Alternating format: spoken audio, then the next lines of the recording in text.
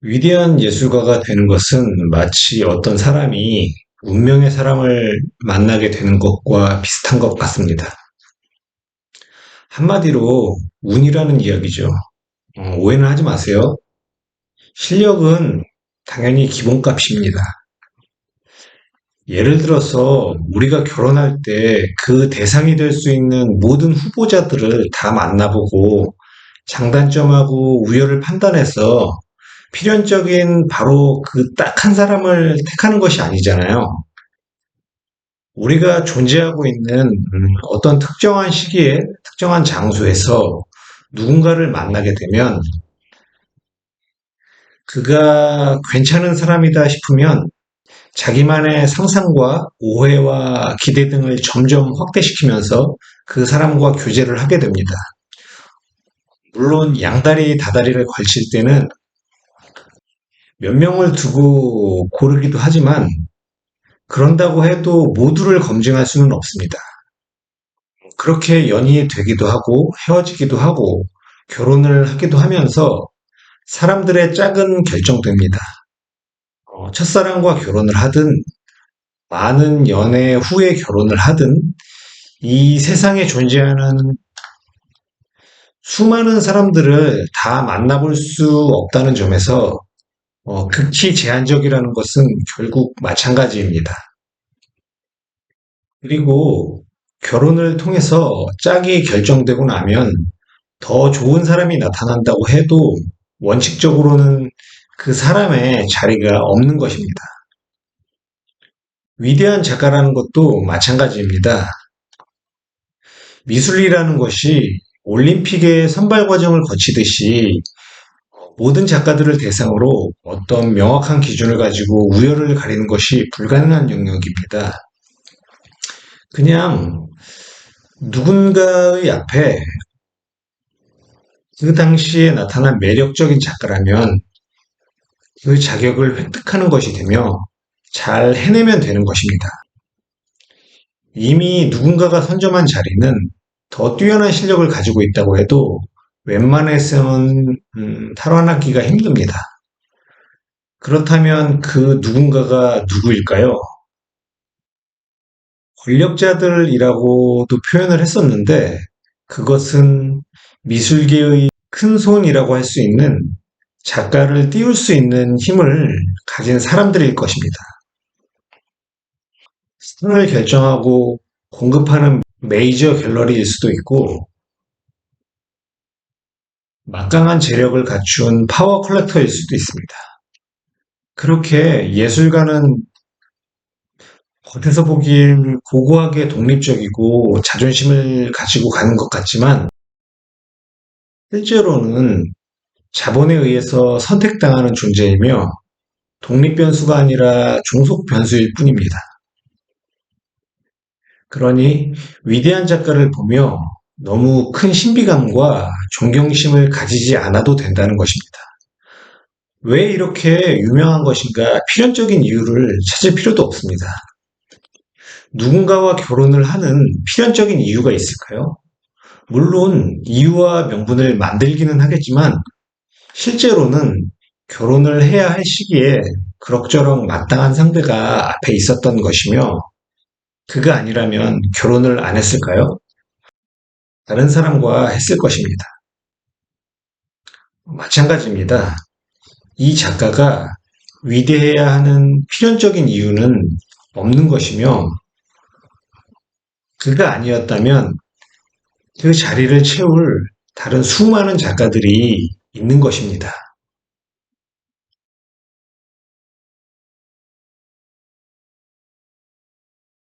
한국 미술사의 대가로 등재된 위대한 작가들의 공통점은 대부분 그들이 유복한 환경에서 태어나서 성장하고 보통의 사람들과는 비교도 할 수 없을 만큼의 기회를 제공받았었다는 것입니다.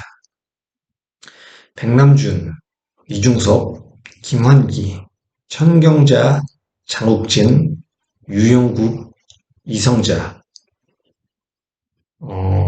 대부분은 둘째가라면 화낼 만한 부잣집에서 태어나서 그 시절에 보통 사람은 꿈도 못 꿨을 유학을 경험하고 미술을 공부했던 사람들입니다. 정말로 빈곤했고 제대로 된 교육을 받지 못했지만 어려운 환경을 극복하고 대가가 된 사람은 제가 아는 한에서 박수근 정도밖에 없습니다. 가난과 싸우며 고통을 극복했다는 이야기가 전해지는 이중섭이나 김한기의 경우도 나중에 많이 각색되고 윤색된 것으로 저는 알고 있습니다. 그렇지 않나요? 사람들은 위대한 예술가 하면 가난하고 불우한 어린 시절을 극복했기를 바랍니다. 그렇지 않다면 이상한 배신감을 느끼고 감동은 줄어듭니다. 그래서 스토리와 함께 패키지 상품인 예술에 그런 입지전적이고 고난 극복의 스토리가 과장되어서 추가되는 것입니다. 그래야 더 잘 소비되고 사람들이 더욱 좋아하니까. 그렇게 각색되고 없던 사실도 추가되는 것입니다. 우리에게 아주 가난하게 살았다고 주입된 이중섭은 대지주의 집안에서 태어나 일본 유학을 하며 공부했고, 아내도 가난 때문에 도망간 것이 아니고 일본의 대형 물류회사 사장인 아버지의 유산 상속을 위해서 간 것입니다. 돈이 없어서 은지의 그림을 그린 것이 아니라 새로운 재료에 대한 탐구로 그렸다는 해석도 있습니다. 가난과 고독 속에서 예술혼을 불태웠다는 김환기는 광복 후에 서울대 교수를 했고 1950년대 파리에서 수년간 거주했으며 돌아와서 홍대 미대의 학장을 지냈습니다. 1960년대에는 뉴욕에서 거주하면서 작업을 했습니다. 후기 인상주의의 세계적 거장 빈센트 반 고흐를 떠올리면 음울한 분위기의 밀밭에서 까마귀가 푸드덕푸드덕 날아오르고 마치 내가 독한 압생트에 취한 것처럼 세상이 빙글빙글 도는 것 같은 기분이 듭니다. 어디선가 고흐의 절규하는 소리가 희미하게 들리는 것도 같고 비릿한 피 냄새가 나는 것 같은 공감각적인 착각도 듭니다. 전 세계적으로 가난함과 광기의 대명사인 빈센트 반 고흐도 그 이미지가 우리에게 주입된 것은 아닐까요? 동생에게 경제적으로 의존하고 지원을 받으면서 작업을 했다는 것은 굉장히 자존심 상하고 미안하고 궁핍한 일이었을 것입니다. 우리는 그의 괴로움과 절망감에 충분히 감정이입이 됩니다. 하지만 우리가 스스로 판단하기 전에 이미 강력하고 거역할 수 없는 어떤 이미지가 우리를 지배해버리는 것은 아닐까요?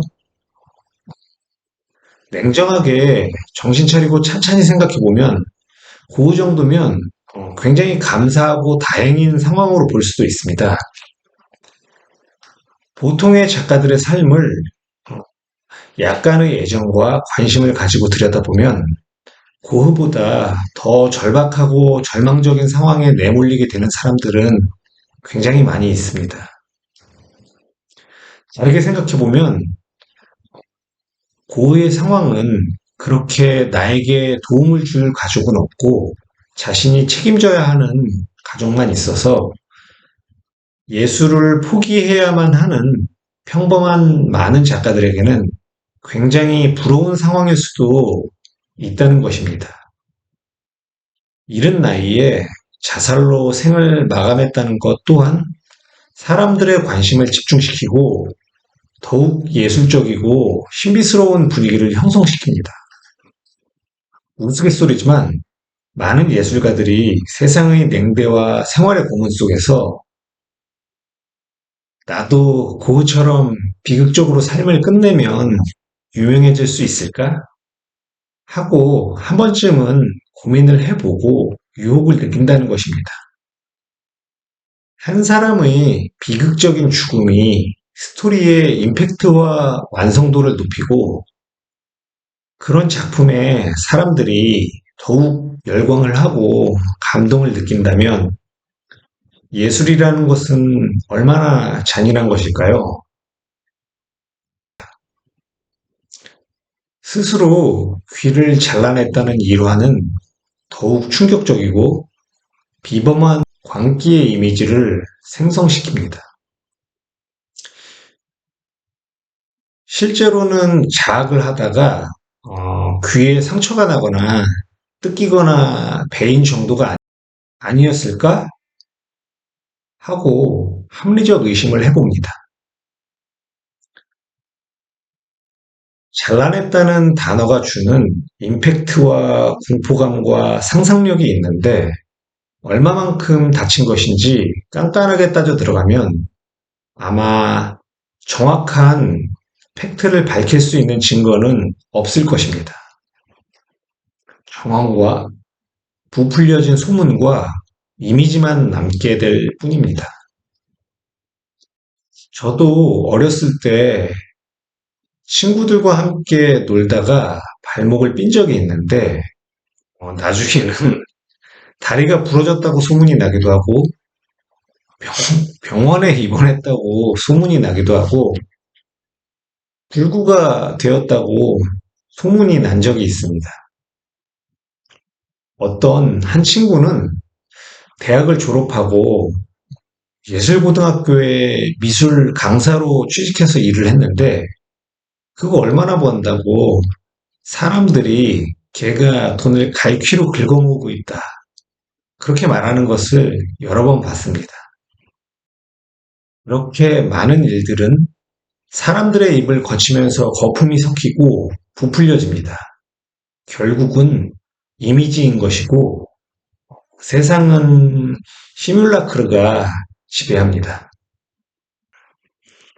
오늘은 여기까지 하겠습니다. 그럼 이만.